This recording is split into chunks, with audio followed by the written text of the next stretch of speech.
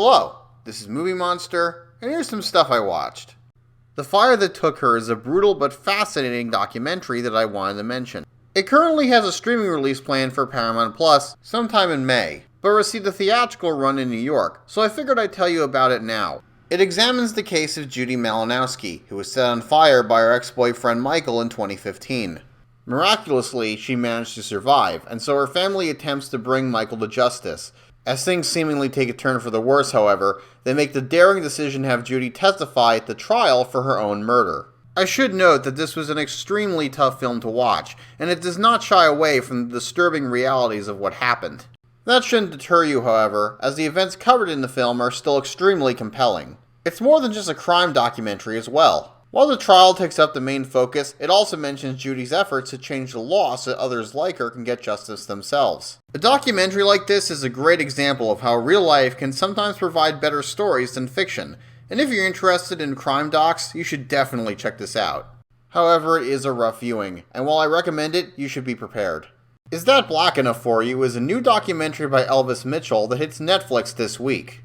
It traces the history of African Americans in film, from independent films in the 1920s through breakthrough efforts in the 1960s. However, the bulk of the film focuses on the 1970s, and how the efforts of black directors, writers, stars, and musicians transformed cinema and shaped its future. Interviews with both the talent of the period and those that followed complement the massive wealth of archival material contained within. The documentary is over 2 hours long, and all of it is used, as there's simply that much ground to cover. However, the film is more than just a straightforward history lesson. Instead, the material is filtered through a personal lens, as Mitchell narrates how the many facets of black representation in cinema affected him, as well as the aftermath. Some of you may know a lot of the history here, but I'm sure even the most hardened cinephile will find at least one title they weren't aware of. Enlightening, fascinating, sometimes sobering, and frequently even funny, it's a great documentary for film fans. Finally, I wanted to take a look at an animated film I saw that's currently running the fest circuit. My Love Affair with Marriage takes a look at the experience of growing up as a woman, in ways both sociological and scientific. In fact, the film is just as effective a science lesson as it is a comedy drama. Taking place during the last couple decades of the Soviet Union, the film charts Zelma's attempts to find love, get married, and be part of the ideal Soviet couple, if not family. But things don't go as planned. Throughout the film, a detailed look at how human bodies react to the experiences of coming of age and relationships complement the proceedings.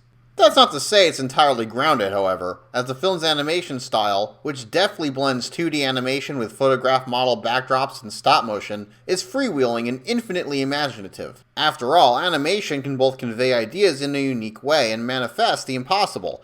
And indeed, practically every scene of this movie, let alone almost every other line, bends reality in often clever and funny ways to suit its message.